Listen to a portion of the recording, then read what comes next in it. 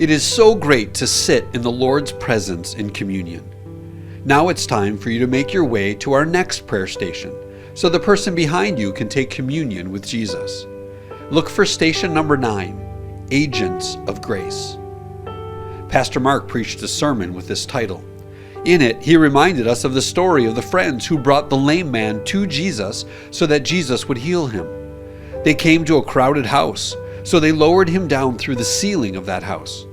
Jesus had compassion on the man, told him that his sins are forgiven, and that he should take up his mat and go home. That's exactly what the man did. Can you imagine what it was like to experience the grace of God through a healing? Maybe God has miraculously healed you. Did you experience His grace in the midst of it? How grateful was the man for the faith and action of his friends, bringing him to Jesus. We can bring others to experience the grace of God in their lives too. In fact, you have done this if you are willing to forgive others for the sin they have against you. You can also do this by bringing others to experience the healing and forgiveness of God in their life too. Pastor Mark gave us 3 steps to act as agents of grace in the lives of others. Number 1, minister to them spiritually. Number 2, minister to them physically. And number 3, reflect the glory of God in their lives. We can minister spiritually by being their friend, by praying for them, by encouraging them in the struggles of their life, and by inviting them to come to church so they can have a relationship with God and with other Christians.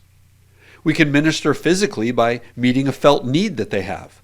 Do they need a ride? Do they need food? Do they need help with their apartment or their house?